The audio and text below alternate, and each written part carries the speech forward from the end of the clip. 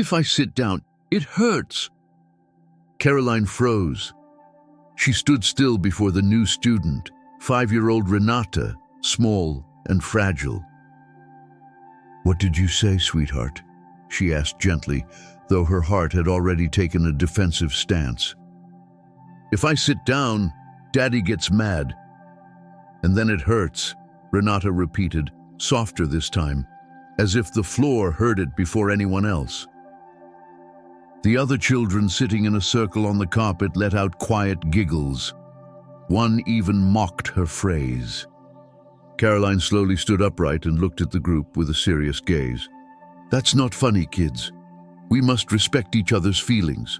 Sweetheart, where does it hurt?" Renata turned away slightly, then replied without emotion, "Here." She pointed to the back of her thighs. "When they make me," she added, leaning back against the wall, her arms folded over her belly in a defensive pose so rehearsed it seemed choreographed. Caroline had seen fear before, but this fear was different. Renata wore a light pink blouse, slightly worn, and pants that seemed just a bit too tight. Her hair was braided into 2 stiff pigtails. Everything about her was tense, compressed, as if her very presence was an inconvenience. Caroline had spent 12 years working with young children. She knew how to spot the difference between a tantrum and trauma. This wasn't a tantrum. "All right, my little sunshine. You can stand if that's what feels best. No one will force you," she said calmly. Renata nodded, but remained rigid. During circle time, each child shared their name, favorite food, and where they liked to sit. When it was Renata's turn, she simply mumbled, "Renata," and fell silent. "What color do you like, Renata?"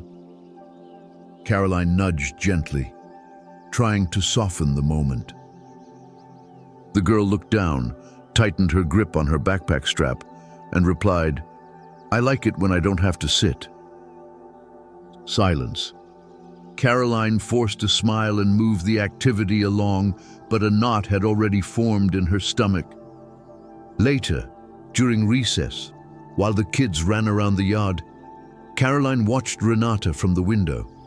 The girl walked alone, not talking to anyone. When one of the girls reached for her hand to invite her to jump rope, Renata flinched and pulled away. Caroline made a note in her notebook. "Renata Case. Day 1. Refuses to sit. Clear fear of ordinary stimuli. Rehearsed defensive language. If I sit, it hurts. Tense physical reactions. Avoids peer contact. Eyes constantly on the door. Possible exposure to aggressive discipline. Continue observation." That afternoon, when the parents arrived to pick up their children, Renata was the last to leave. A tall, impeccably dressed woman entered with a stern expression. "Renata, come on, don't make me wait." The girl dropped everything and ran toward the door. No goodbye, no glance back. Caroline remained standing in the empty classroom, her notebook still open, haunted by that single phrase echoing in her mind. "If I sit down, it hurts." And in that moment, she understood it wasn't just a refusal. It was a cry for help. The next morning, Caroline arrived early, as always. She prepared the classroom with the same care as every day, pillows arranged in a semicircle, drawing table set, books open on the shelves, colorful cutouts on the center table. But something pressed on her chest. Renata was the third to arrive. She came in quietly, gripping the straps of her backpack with both hands. Her eyes scanned the classroom with caution. When Caroline came over to greet her, the girl barely nodded. No smile, no words. Unlike the previous day, she didn't run to the wall. She simply stood near an empty chair without touching it. The children settled in, and the morning circle began. Caroline watched discreetly. Instead of sitting with the others, Renata stood with her arms crossed, knees locked, as if sitting still carried invisible danger. "Renatita, if you want, you can use this little stool," said Caroline, pulling out a small foam cushion with a soft fabric and blue star patterns. She placed it beside the circle, a bit to the side, offering the girl a space that wouldn't make her feel exposed. But when Renata saw it, her eyes widened in alarm, as if it was something dangerous. She stepped back. "No, no, thank you," she said quickly, stumbling over her words. Her chin trembled. Caroline didn't insist. She returned to the circle, led the songs, and read a story about giraffes afraid of heights. The children laughed and engaged. Renata stood quietly, arms rigid at her sides, as if holding back something invisible to the rest. At lunch, the children opened their lunchboxes, shared cookies and juices. Renata, like the day before, stood. Caroline approached gently. "Aren't you hungry, my dear?" The girl hesitated, then took out her lunchbox and stood with it in her hands. "Would you like to eat over here, at the doll table? There's more space." Renata looked at the table, then at the teacher, then back at the table. "Do I have to sit there too?"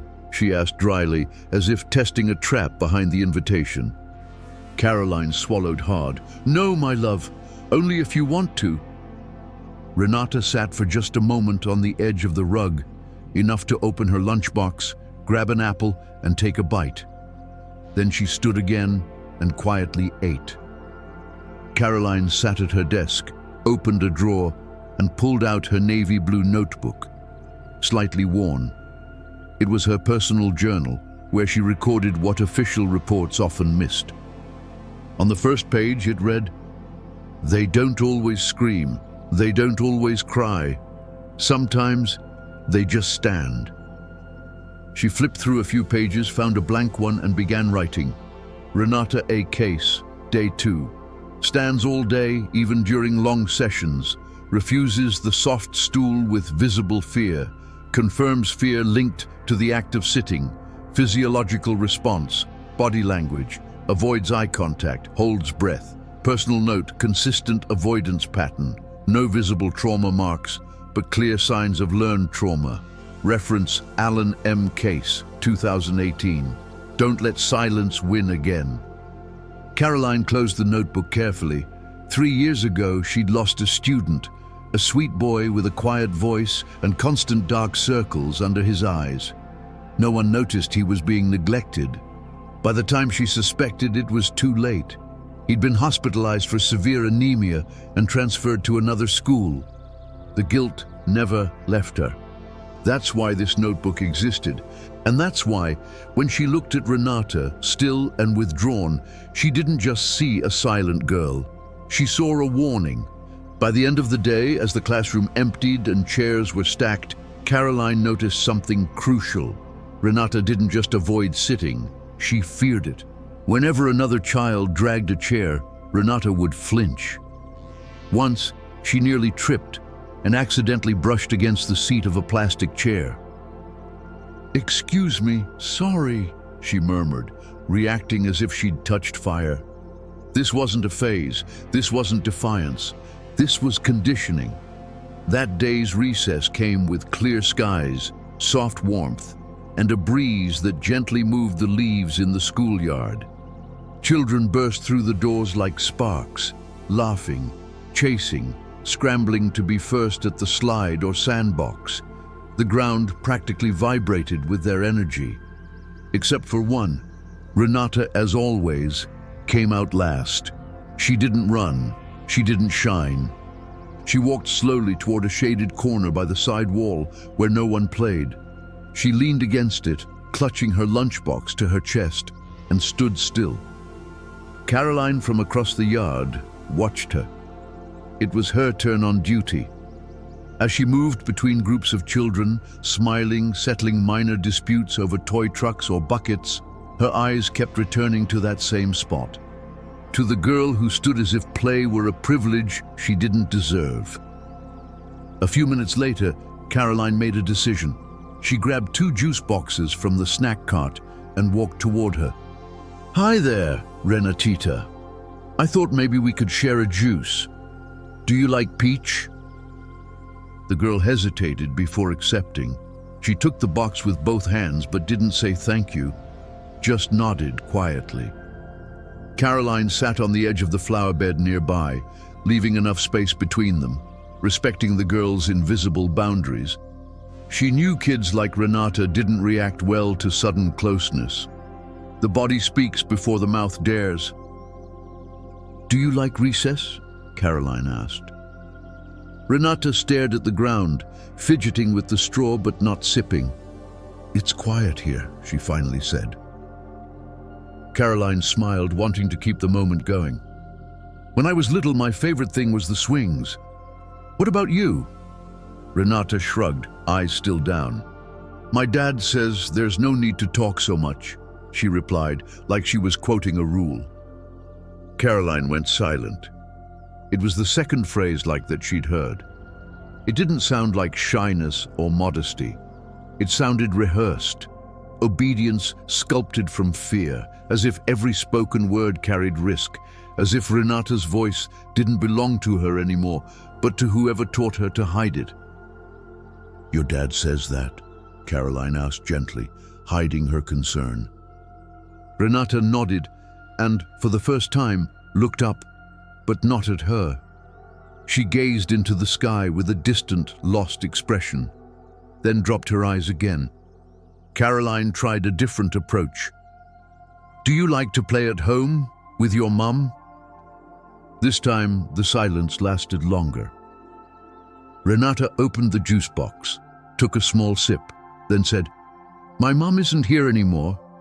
She left. The girl paused. "She's in a different place." Caroline didn't push. She knew she'd reached a limit. They spent the rest of recess in silence. The girl stood. The teacher sat, sharing space, not words.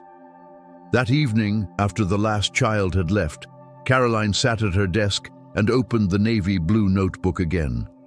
Her hand trembled slightly as she wrote, "Renata A. Case, Day 3, avoids peer interaction, stays in corners of the yard, observing, not participating.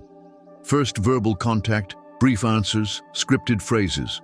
Quote, my dad says there's no need to talk much. Preliminary interpretation, voice suppressed by parental authority. High probability of emotionally restricted environment. Emotional observation, evasive gaze, soft voice, lack of initiative, avoidance of spontaneous play." She closed the notebook gently. The memory of the student she lost years ago returned like a bitter whisper. And now, standing before her, was another girl with a different language of pain. Softer, quieter, harder to prove.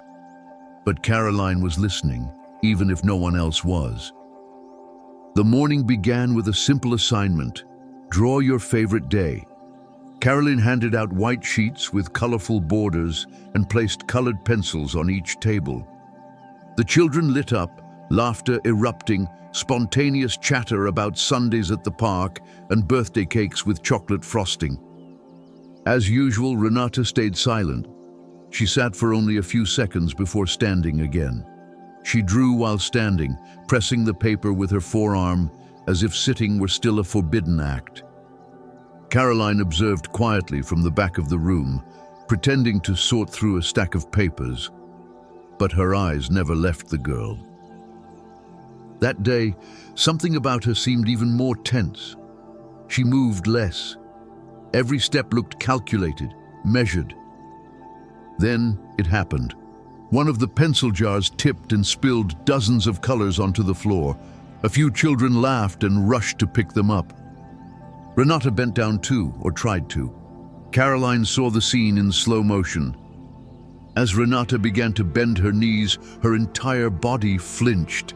She tightened, as if a wave of pain had cut through her legs. She pressed her hand to the back of her thigh and clenched her lips. Her face turned pale. Caroline rushed over. "Does it hurt, Renata? Did you get hurt?" The girl shook her head quickly, eyes avoiding Caroline's.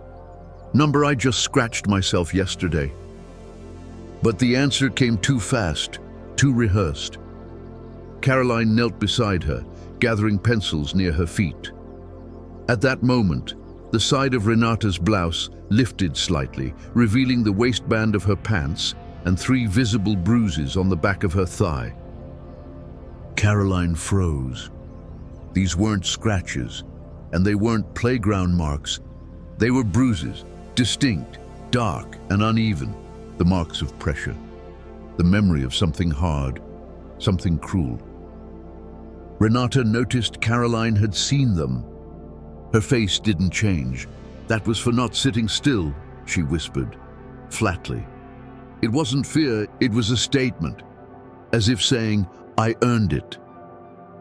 Caroline felt a sharp knot twist in her stomach. She wanted to hug her, to say this wasn't normal, but she held herself back. She knew that any sudden move might cause the girl to shut down even more, so she said firmly and gently, "No one should hurt you, Renata. Not ever."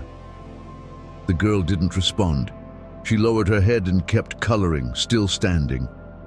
At the end of the day, with the room empty and chairs stacked, Caroline opened the Navy notebook again.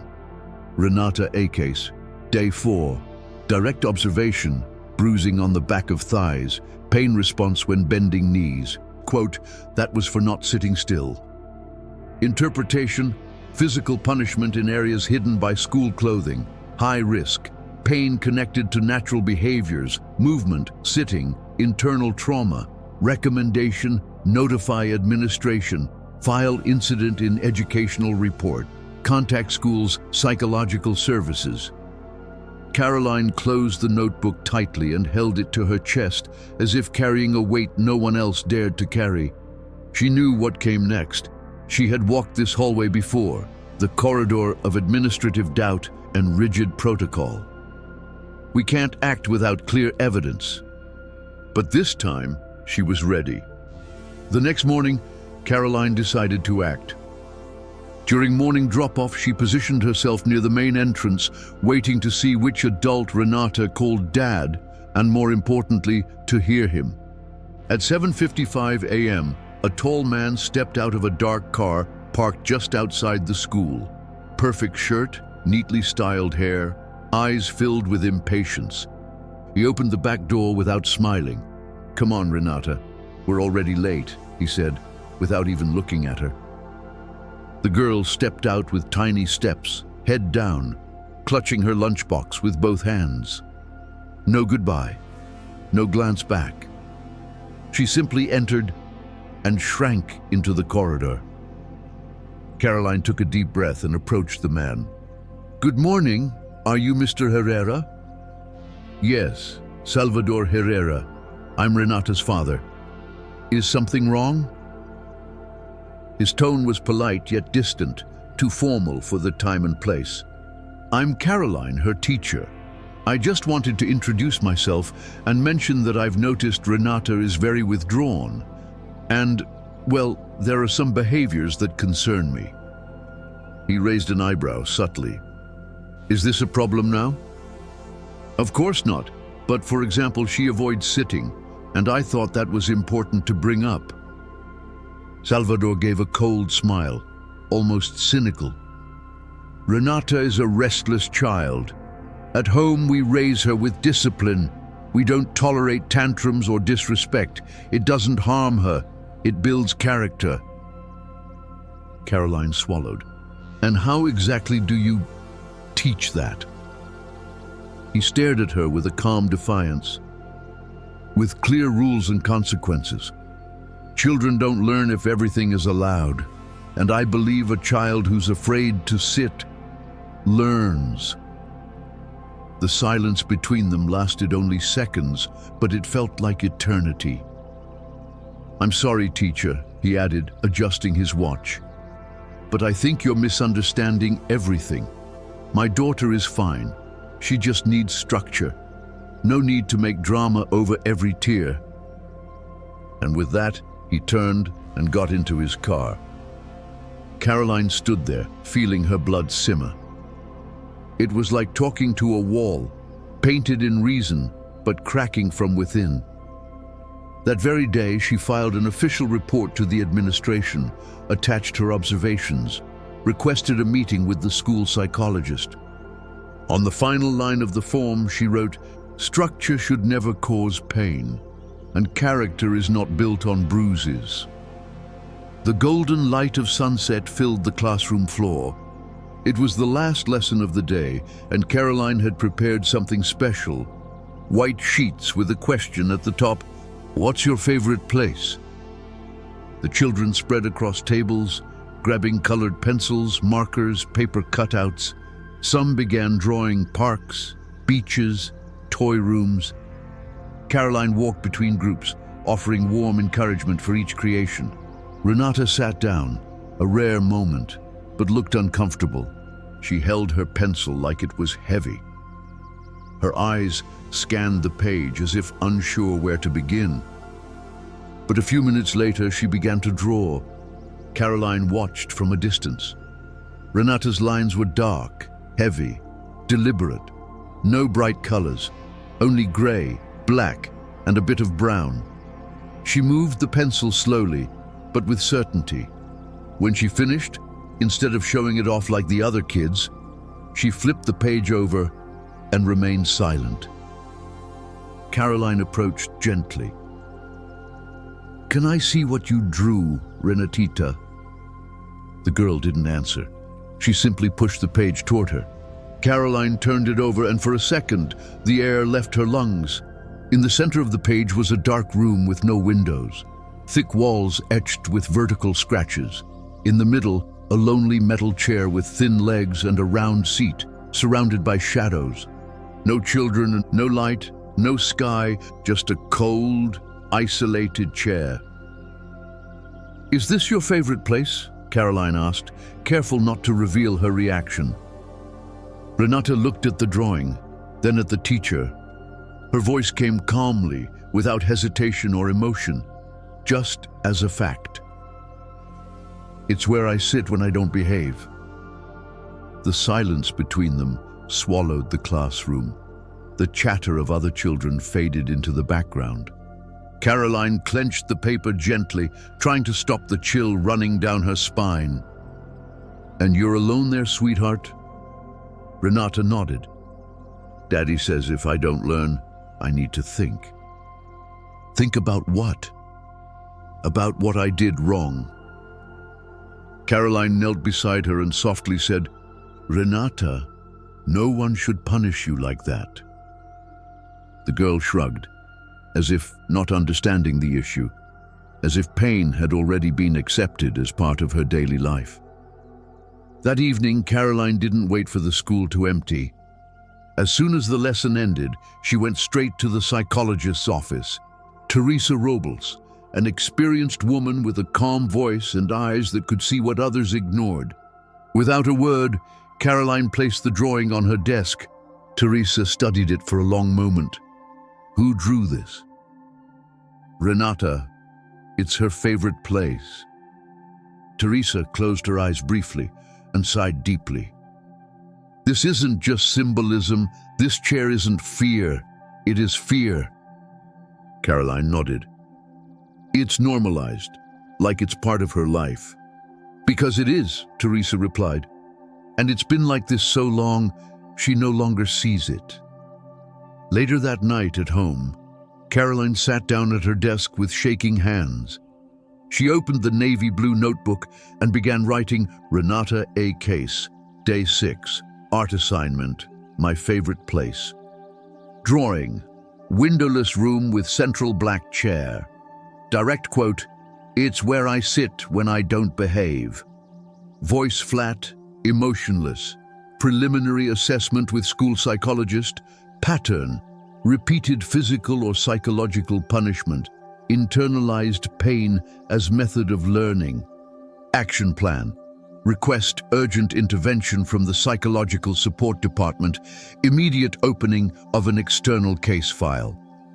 She closed the notebook, carefully placed the drawing into an envelope, and at that moment, she stopped doubting. She knew. The morning passed calmly. The children worked in pairs, building small structures with colorful blocks. The room filled with joyful sounds, plastic clinks, children's laughter, gentle voices negotiating pieces and play. Renata, as always, worked alone. Caroline had learned not to push her into groups, to let her choose her space. That day, the girl quietly stacked blue blocks, building a tower taller than her shoulders. Caroline watched from a distance. She seemed calmer than usual, focused, present, but peace didn't last. Another child running nearby accidentally bumped the table leg. The impact knocked Renata's tower down, and with it, her balance. Blocks crashed loudly, and so did she. Reflexively, Renata grabbed Caroline's arm as she passed. "Ow!" the girl cried, eyes wide in alarm. Caroline immediately noticed. Her fingers were cold, her body trembling. She wasn't hurt, but she behaved like something much worse was about to happen. I'm sorry, it wasn't my fault," she repeated, breathless. Caroline knelt beside her, not just with calm, but with a quiet certainty, like someone who knew she wasn't holding a scared child, but an emotional bomb about to explode in silence. "Renatita, it's okay. It was just an accident, sweetheart." But the girl didn't hear her. She curled up on the floor, covering her face with her hands. Her breathing was shallow, erratic. Her eyes squeezed shut. Her whole body trembled harder now. "Don't hit me. Don't yell at me," she whispered, shrinking in on herself like an animal that knows pain is coming. Caroline's heart broke open. She slowly reached out and gently touched Renata's shoulder. "You have nothing to be ashamed of here," she said, firmly, softly. And that phrase reached deeper than her ears. For the first time, Renata didn't pull away. She stayed still, as if she didn't quite believe it but wanted to. Caroline held her, not to comfort, but to show her there are hands that do not hurt. Minutes later, with Caroline's help, Renata stood, wiped her tears with the back of her hand, and looked at her teacher. Her gaze wasn't relieved, it was fractured, like someone questioning for the first time the one belief they had always known. That touch meant pain. That night, back at home, Caroline opened the Navy notebook once again. Renata A. Case, Day 7, accidental fall, panic response. Girl clings to adult's arm, cold fingers, body crying. Phrases, "It wasn't my fault," "Don't hit me," "Don't yell." Interpretation, conditioned body response, expectation of aggression. Emotional note, hug accepted, brief, stiff, but not rejected. First, crack in the wall. First, doubt in fear. She closed the notebook with more care than ever before, and, alone, whispered to herself, "No one else will hurt her, not if I can help it." The meeting was scheduled for late evening, after the hallways had quieted and the sound of children had been replaced by the creak of stacked chairs. Caroline entered the coordination office with a folder in her hands. She looked exhausted, but determined. She had spent the last few nights organizing notes, dates, quotes, observations, and, most importantly, Renata's drawings. Across the table sat Alicia Fuentes, the school's pedagogical coordinator. A meticulous woman, always measured, her voice restrained, her eyes weighing each word before releasing it. "Thank you for coming, Caroline," she said, setting aside her paperwork and leaning back in her chair. Caroline placed the folder on the table and slowly opened it. She pulled out the drawing first, the dark room with the chair, then the transcription of Renata's words, then her day-by-day observational reports. "This is the girl, Renata Herrera. I've been observing her since day one. There are signs I can no longer ignore." Alicia glanced at the papers without touching them. "What signs?" "She avoids sitting, constant fear, physical reactions to simple contact, phrases like, 'If I sit, it hurts,' or 'Don't yell at me.' She has hidden bruises. And in a drawing of her favorite place, there's a punishment chair in a room without windows. The coordinator crossed her arms and took a long breath. Caroline, I understand your concern, but you know we can't accuse a family without concrete proof. There's no medical report, no confession, just impressions. Caroline felt something inside her boil, but she held back. So I'm supposed to wait until it ends in a hospital for it to matter? No, Alicia said tensely. I'm saying we have to follow protocol. We can alert social services and they'll decide if there's reason to investigate, but we can't go further without authorization. And what do I do with what I already know? Caroline asked.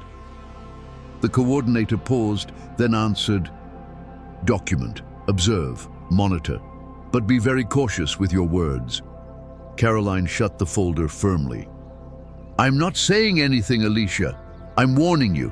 If the system stays silent, I'll keep collecting every piece of this puzzle until someone sees it whole. That night at home, Caroline sat at her desk. She laid out the drawings, notes, quotes, and daily logs. She ordered everything by date, rereading every line, grouping repeated behaviors. With the care of someone building something vital, she began creating not just a report, but a silent portrait of pain. She placed everything into a new folder, now marked with red ink. Renata Herrera, Emotional and Behavioral Evidence. At the very end, she opened the Navy notebook once more and wrote, Renata, a case. Day 8. Meeting with coordinators. Limited institutional response. No official evidence. Action. Begin formation of parallel emotional behavioral file. Objective. Prevent institutional neglect. Personal note. For Alan, it wasn't enough. But for her, it will be different. Caroline closed the notebook, exhaustion hanging on her shoulders, but with clarity burning in her chest. She was alone in this fight, but the decision had already taken root. If the system remains silent, she will scream on Renata's behalf. Friday began with a clear sky and a fresh wind. Caroline entered the classroom with one intention: a new symbol, gentle, playful, software, a way to help Renata reimagine the act of sitting. At the center of the reading circle, instead of the usual chairs, she placed a special cushion, round, covered in soft sky blue fabric, decorated with stars, and a tiny embroidered label that read, "The Courage Seat." Around it, in a half moon, were other, smaller, just as soft pillows. The children arrived and immediately noticed the change. "Teacher, it's so pretty!" Javier exclaimed, rushing to sit first. "Today, we'll be reading in a very special place," Caroline said, her tone light and warm. "This is the Courage Seat, and only the brave ones can sit here." "Who's excited?" A sea of raised hands.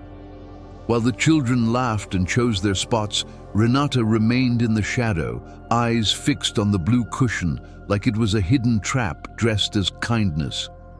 Caroline didn't notice at first. She began reading in her soft, magnetic voice. It was a story about a little bunny who was afraid to leap, until he realized the most important jump was the one that led him away from the place that hurt. The children listened, captivated. Renata didn't come closer. When the story ended, Caroline stood, collected the books, and casually approached her.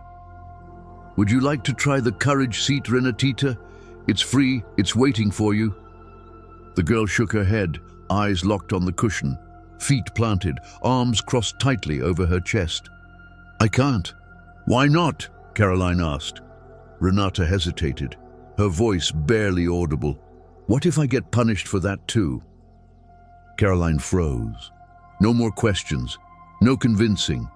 She just knelt beside her, met her eyes and said, "Here, no one is punished for being brave, and if you're ever scared, I'll be right here." "Okay." Renata didn't answer. but her hands gripped the edge of her blouse tightly, trembling. That day, she didn't sit. But later, during playtime, Caroline noticed her slowly approach the cushion. She touched the fabric with her fingertips, looked at the starry patterns, then stepped back. Not yet. Later. Alone in the classroom, Caroline wrote, Renata A. Case, Day 9, Symbolic Activity, the Courage Seat, Initial Refusal, quote, What if I get punished for that too? Observation, physical contact with cushion during free play without pressure. Interpretation, deeply conditioned fear. Direct association between sitting and punishment. Emotional note, fear is present but weakening. She approached, she touched, she was seen. Caroline closed the notebook. She knew one kind gesture doesn't heal deep wounds, but she also knew that sometimes a gentle touch where pain used to live is the first step toward feeling something new. A new week began, and the children returned from the weekend bursting with energy, restless, joyful, noisy. The morning task was simple. Draw an imaginary adventure. Caroline wanted to see how each child expressed their inner world. But more than anything, she wanted to see how Renata balanced between fantasy and reality.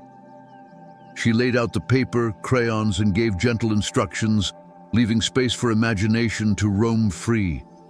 As she moved through the room, helping children shape their ideas, Caroline stopped beside Andrea, a sensitive and very expressive student.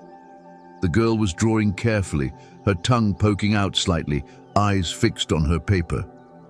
"What are you drawing, Andrea?" Caroline asked. "It's a game," she said brightly. "Look, that's the girl, Renata, and that's the magic chair. The one that belongs to Pinchos. It's a story she told me." Caroline paused. "Pinchos?" Andrea nodded and pointed to the center of the page. There, on a colorful background, stood a black chair, very different from the others. Sharp lines jutted out from its seat like thorns. A little girl sat on it, clearly drawn to resemble Renata, with tears in her eyes. "Why does that chair have spikes?" "Renata said that at home. When she's bad, she has to sit on it," Andrea explained innocently. "But then she said it was just a joke, that it wasn't real." Caroline felt her heartbeat quicken. They were playing. "Yes," Andrea replied, "but she said it very seriously, and then didn't want to talk anymore." Caroline thanked her with a tense smile, still holding the drawing. She couldn't let children's suffering be disguised as play, not when the signs were this vivid. As soon as she had the chance, Caroline returned to the psychologist's office. She laid the new drawing on Teresa Robles' desk, next to the previous one, the dark room with the solitary chair. Teresa studied the image closely. Her fingers brushed the page gently, as if she could feel the pain trapped in the lines. "This isn't fantasy," she said softly. "Number. At 5 years old, children don't invent pain with such detail, especially when other children begin drawing it too." "She said it was a game," Caroline added, sitting down. "Of course she did," Teresa replied. "When punishment becomes routine, it turns into the norm, and children learn to tell their truth without tears." A pause. "We need to act now. This isn't just a teacher's concern anymore. It's a signal of psychological and physical abuse. I'll forward this to the school board and Child Protection Services immediately." That evening, Caroline opened her Navy notebook once more. Renata A. Case, Day 10, drawing made by Pia. Renata sitting on spiked chair. Statement, she said it like a joke. Psychologist's analysis, visual representation of trauma. Pattern confirmed. Internalized abuse disguised as play. Action. Transfer case to school board. Request urgent intervention from Child Protection Services. Emotional note. Her story is no longer confined to her drawings. It's beginning to speak through other voices. Silence is starting to crack. Caroline closed the notebook and stared out the window for a long while. Renata's pain had finally begun to show, and now no one could pretend they didn't know.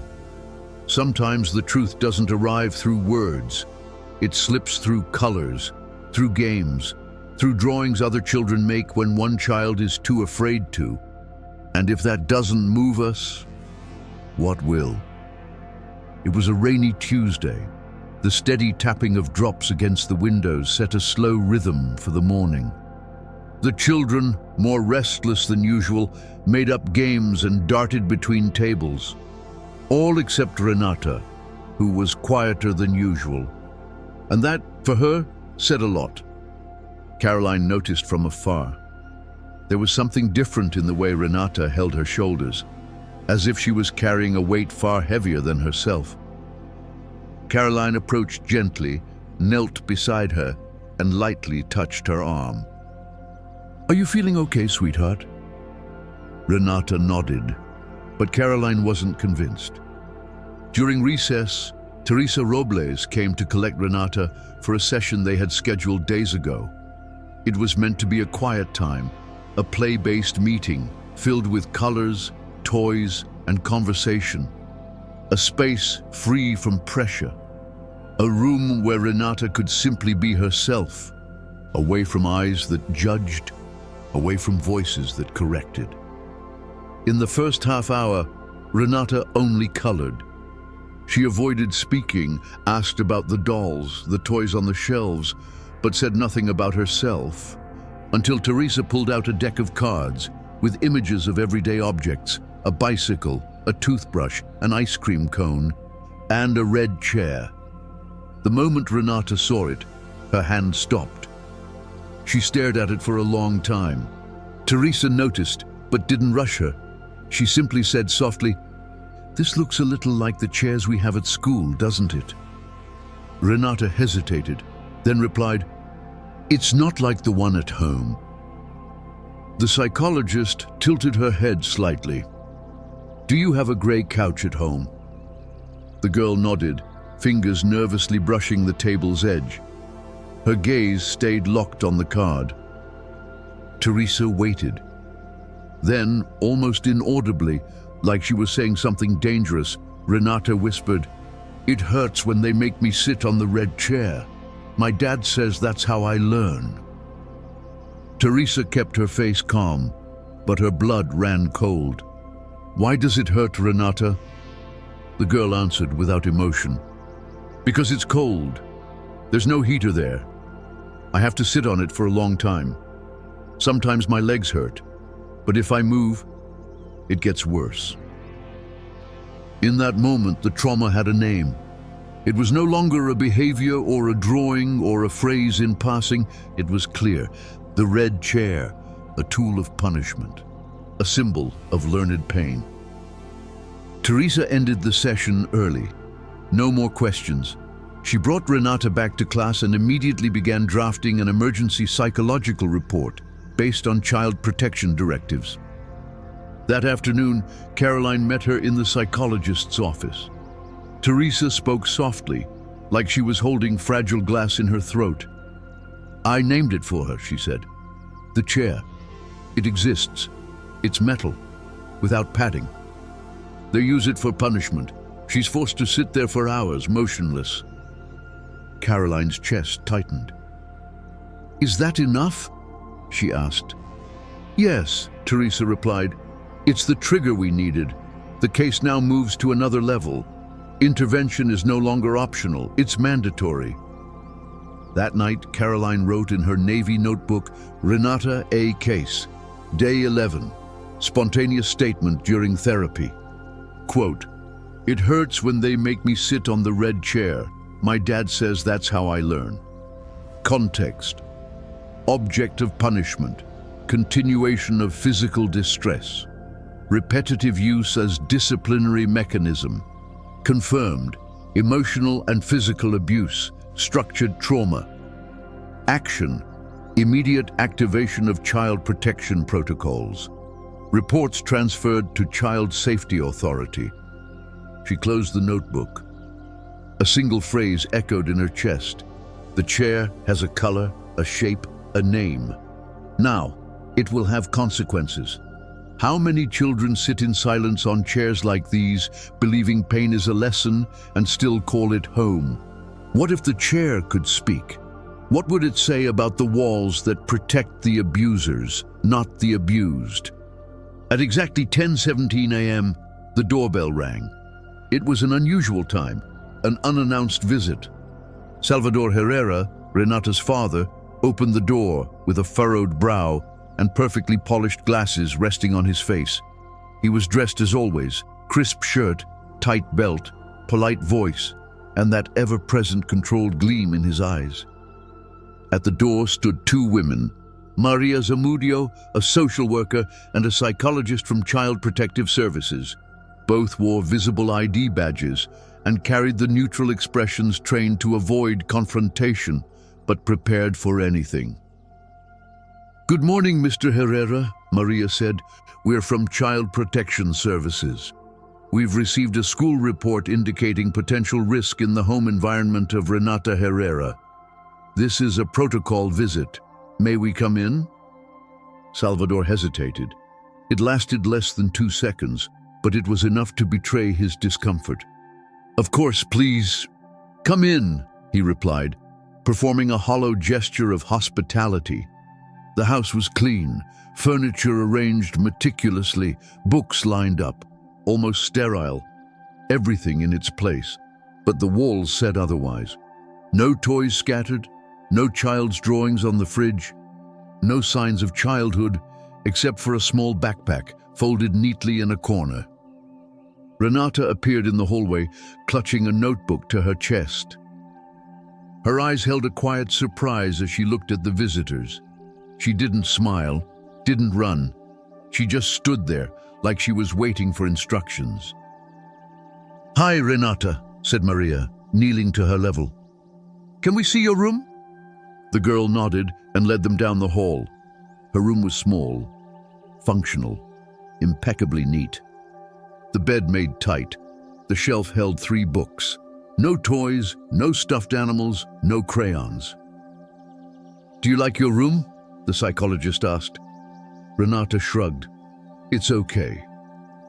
Then Maria asked softly, "Is there any place in this house you don't like?" The girl looked at the floor. Her fingers gripped the edges of her notebook. Then she nodded toward a door at the end of the hallway. "What's there, sweetheart?" the woman asked. Renata replied flatly, "The chair." The women exchanged glances. Salvador, who had followed them silently, cut in. "Oh, that's just the utility closet, tools and such, nothing to worry about. But of course, we can look." The door creaked as it opened. The room was dark, with a faint smell of acetone. In the center stood an old red metal chair. Worn edges, no cushion, a crooked backrest. Maria turned to Renata. "Can you tell us what you do here?" The girl bit her lip. Tears welled in her eyes, but her voice was steady, without hesitation. As if she had said it many times before, only no one had ever listened. "I have to think here until I stop crying." A suffocating silence fell. Salvador chuckled nervously. "Come on, Renata. I told you not to exaggerate in front of strangers." "Mr. Herrera," Maria interrupted, voice firm. "From this moment on, Renata is under state observation. Please do not speak to her directly during this visit." His face hardened. The polite mask began to crack. Outside, Maria took out her phone and made a call. "This is Child Protective Services. The case is confirmed. Severe psychological punishment, physical evidence of coercion, emotionally hostile environment, immediate precautionary measures requested." That same day, Caroline received the call. She listened in silence, closed her eyes, breathed, long and deep. She said nothing, Instead, she picked up her navy blue notebook and wrote, "Renata a case, day 12. Unannounced visit from social services. Spontaneous statement by minor. I have to think here until I stop crying. Evidence. Red metal chair in isolated room. Official evaluation. Systematic physical and psychological punishment. Result. Protective measures activated. Renata placed under external observation. She closed her notebook, and for the first time in weeks, she let herself cry. Not from grief, but from relief. Renata had been heard, and now she was no longer alone. The doctor's office smelled of disinfectant and cotton, white walls, cold light, a heavy silence that made everything feel even tighter. Renata sat on the exam table, her legs dangling slowly. She stared at the floor, as if wishing she could disappear into it. Dr. Isabel Cardenac, a pediatrician specializing in child forensic medicine, studied the file carefully. Next to her, an assistant quietly took notes. The doctor had experience. She'd seen many cases like this. She knew that even a small body could scream when the child's voice no longer could. "Hi, Renata," she said gently.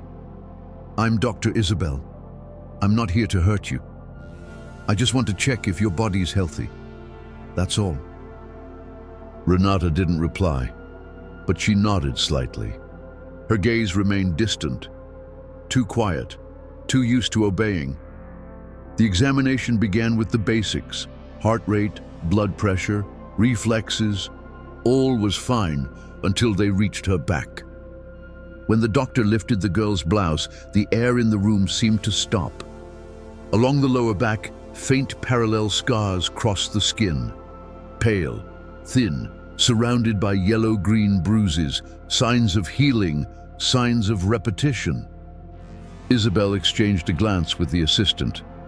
No words, only a note scribbled firmly in the file.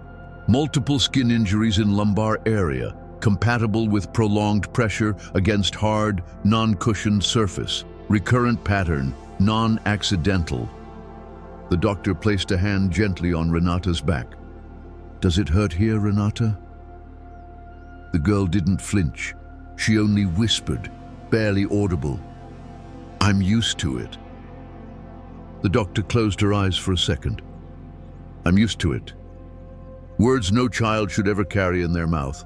After the exam, Isabel drafted an official report, detailed, clinical, but devastating. She aligned every physical observation with previous school and social reports. At the end of the document, she typed in bold clarity, without needing bold font, "High likelihood of physical abuse in the home. Urgent comprehensive protection recommended. Immediate opening of criminal investigation." From her office, the report was sent directly to the district attorney's office as a top priority case. The assigned prosecutor received the envelope, read through every line, every drawing, every photograph, and whispered to himself, "This is no longer testimony. This is no longer a child's drawing. Now the body has spoken, and we cannot ignore it." Later that day, Teresa Robles shared the outcome with Caroline. She nodded, didn't cry, didn't speak. But when she was alone, she opened her navy blue notebook. Renata a case. Day 13. Court-ordered medical evaluation. Findings: old hematomas, scarring consistent with long-term pressure. Expert assessment: severe physical abuse, irrefutable evidence. Report forwarded to prosecution. Judicial case opened. Emotional note: her body held what her voice couldn't say. Today, she was finally heard.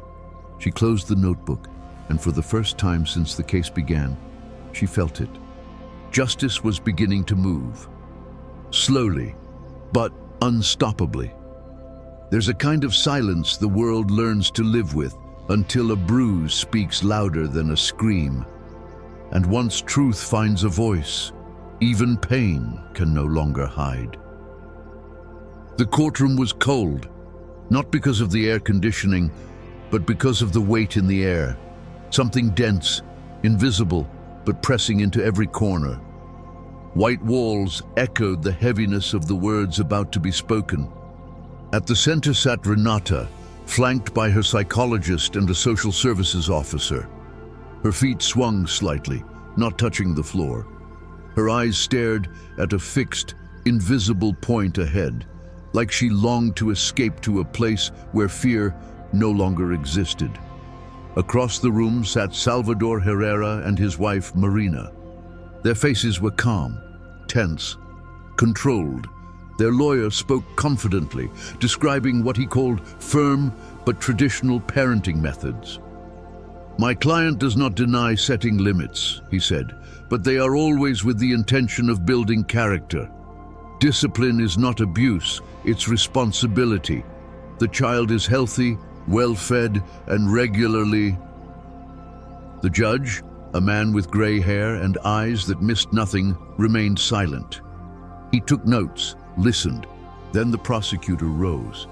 He opened a thick folder and began to lay out the evidence.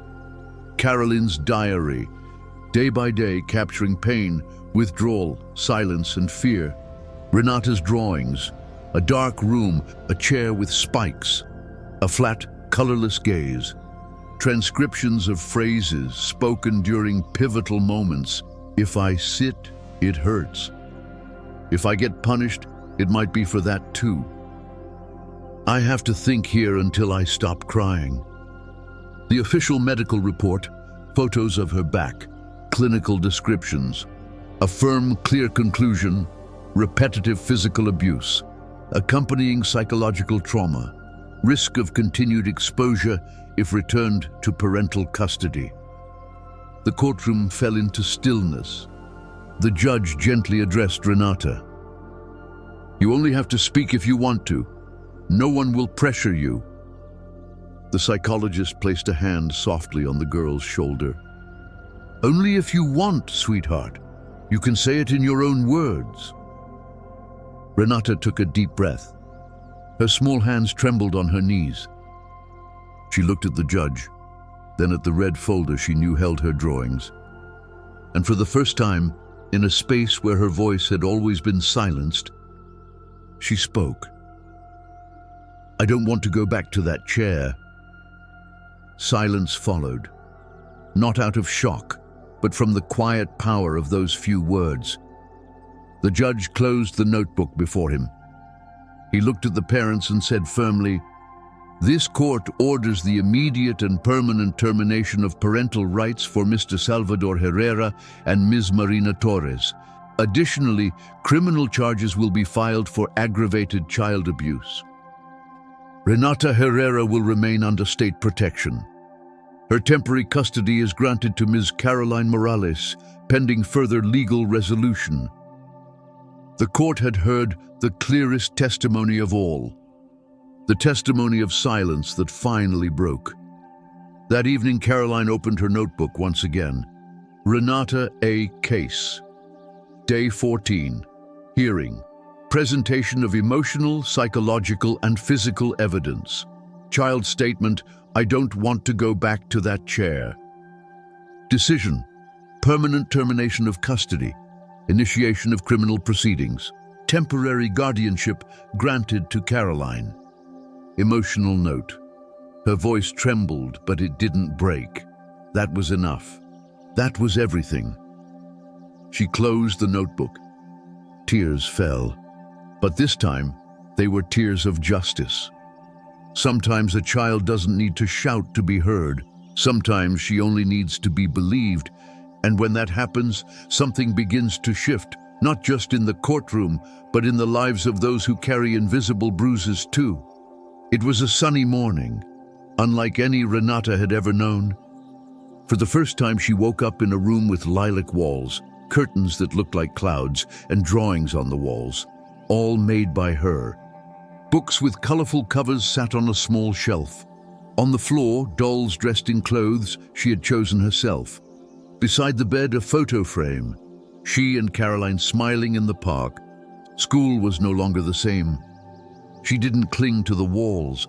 She no longer avoided the reading circle. She was still quiet, but not silent. Her eyes didn't dart toward the door in fear. Her legs no longer trembled at the sight of a chair. That week, she did something symbolic. Together with Caroline, she built a small wooden bench, painted it with yellow legs, and added a star-patterned cushion. She wrote her name on it with a marker and sat down in front of the class. No hesitation. "Now it's okay," she said softly. "This chair doesn't hurt anymore." Meanwhile, in another part of the city, the final hearing took place. Salvador Herrera and Marina Torres, who at the first sessions had tried to justify their methods with words like discipline and authority, now sat in silence as the sentence was delivered. The judge's voice was clear. "This court finds Mr. Herrera and Ms. Torres responsible for systematic child abuse with aggravating circumstances of repetition and concealment. They are permanently stripped of all parental rights and are barred from any future custody or adoption of any minor. Criminal proceedings will continue in the appropriate jurisdiction." Renata wasn't present in court, but her absence became a symbol of freedom. Back at school, during art class, Renata drew again. This time, it was a bright room with open windows. In the center, a smiling girl sat on a colorful bench. Next to her stood a woman with chestnut hair, holding a book and laughing with her. Caroline approached. "Is this your drawing?" Renata nodded, and at the top of the page, in large letters, she had written, "My new thinking place." That evening, Caroline opened her Navy notebook for the last time. Renata A. Case, Day 15, Final Transfer of Custody, Formal Start of Adoption Process, Judicial Ruling, Permanent Revocation of Parental Rights, Loss of Legal Guardianship, and Criminal Prosecution. Final note, fear no longer sits beside her. The chair no longer punishes, now it welcomes. Now it supports. This case is closed, but her story is just beginning. She closed the notebook, and as she did, understood. That red chair will never be sat in again. Some stories don't end with justice, they begin with healing. And sometimes, healing begins when you find a new place to sit, a place that holds you instead of hurting you. And if you too are looking for a change, not just to feel safe but to feel free, there's something you need to see. Recent studies have uncovered a mysterious purple shell, a rare natural compound that may help triple fat burning even while you sleep. No intense workouts, no strict diets, just a shift so gentle it feels like you're finally being carried instead of pushed. You'll find more about it in the video description, because transformation doesn't always begin with effort. Sometimes it begins with permission. Permission to stop hurting, permission to start again,